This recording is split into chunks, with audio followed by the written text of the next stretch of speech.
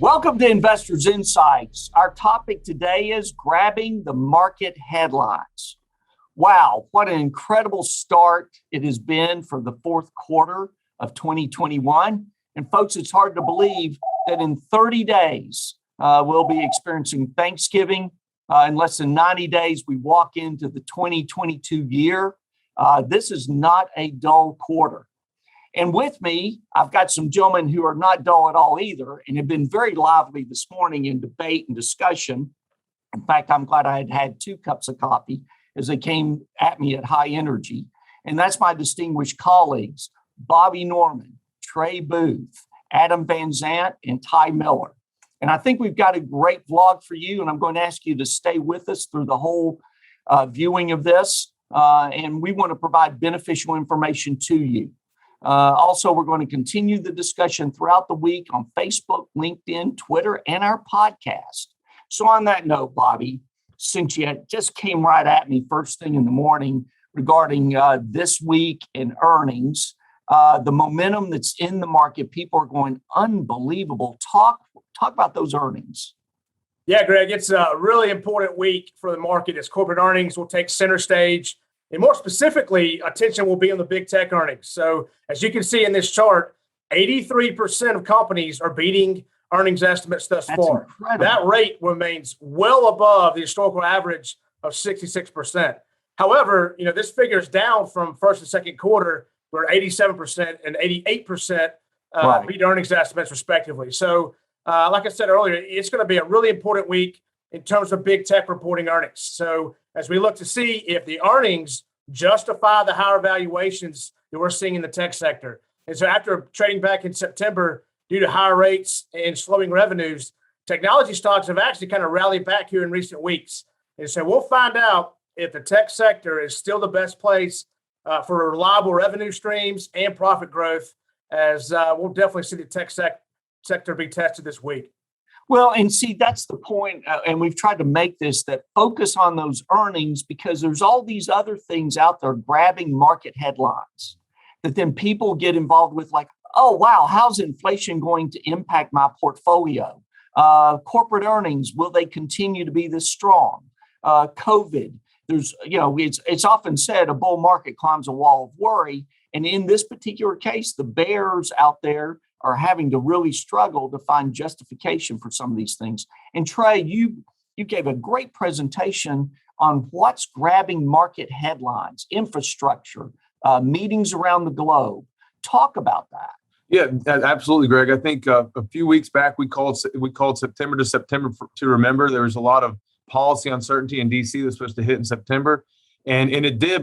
But as is tradition, the uncertainty has extended, and it's really coming to a head this week for 2 reasons. The information out of DC on passing the infrastructure bill and the $3.5 trillion reconciliation bill are really coming to a head because the highway funding bill that was extended, the short-term extension expires on Sunday, the 31st of October. So just regular funding of highway, this is new infrastructure spending, has to be extended. So that likely will be bundled potentially with the expansion of infrastructure spending. And then on top of that, there's a lot of talk about that $3.5 trillion reconciliation bill coming down to around $1.75 trillion to try and meet people in the middle. So a lot of negotiation going on. And why is this happening so quickly besides that, just the highway funding bill? Well, the executive branch, the Biden administration is going to be going abroad at the end of this week. President Biden will be meeting with the Pope on Friday, and then we'll be meeting with other G20 leaders in Rome over the weekend.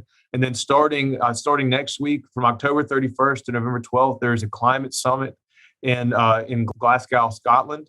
That a lot of the global leaders will be there, and a lot of our executive branch. The president will unlikely be there the entire time, but there will be a lot of U.S. leaders overseas. And so the bully pulpit that the president can often be a really good source of support and unity in D.C., that will be gone. And so it's just left to Congress. So a lot needs to be done in a short time here before a lot of our leaders kind of hop a plane and go across the pond. That's well said. And I think it's very valid because the news media and others will focus on that and those topics and cause concern on different issues. Simultaneously, if corporate earnings continue to be posted like they are, that's what's going to drive this market. And then also, Ty, You gave some things I think our viewers will really relate to here, because just looking around in all our communities, we're seeing a housing boom, seeing things continue in terms of construction. Talk about the data you threw out on homes this morning. Yeah, thanks, Greg. So as you mentioned, housing's been red hot since COVID, basically. We all know that. We all see it. It looked like it was going to cool down there for a little bit, but now housing, new existing home sales increased 7% from August to September. Yeah. That's the biggest increase we've seen since January. So while we're still down 2% from last September, it looks like we may be picking back up. Sales rose in all regions across the country. The South was particularly hot. Average price is up to $353,000 for a house. Supply is an issue. We've seen our lowest supply. A list of unsold homes that are listed is down to 1.27 million. And even the 86% of existing homes have sold in less than a month. Wow. So we get new home sales tomorrow, actually. So that'll be interesting to look for. They're expecting an increase of 0.8%. So not as hot as the existing home sales market, but it'll be something to definitely keep an eye on.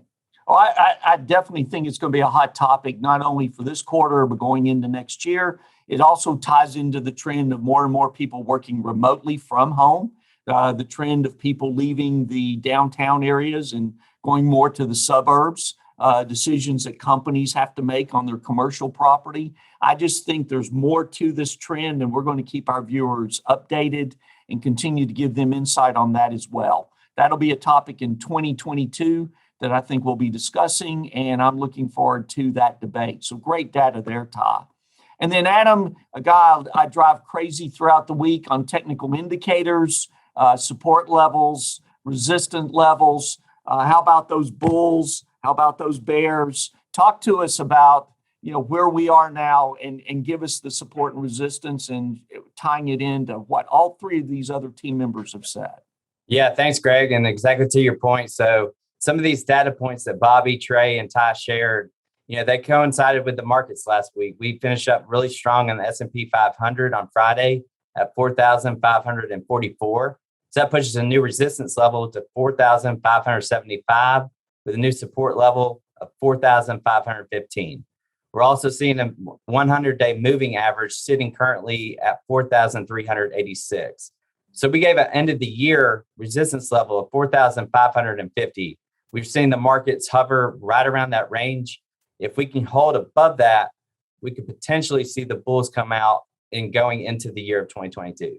Yeah, there's a lot of cash still on the sidelines as corporate earnings continue to be there, strength in the economy in terms of home sales, as this market with strength overrides the headlines. We could see a very positive market. There's always things that can blindside us, and no guarantees, but a lot of positives in this market. We thank you for watching our vlog. Every day we walk through the doors of Five Plan Partners, we remember that our focus is to make our clients' lives better, richer, fuller. We do that each and every day. We hope the value of information is beneficial to you in these vlogs, and it's so beneficial that you share it with others around you. Have a great week. We will continue to move forward, and fourth quarter is going to go by fast. Thanks.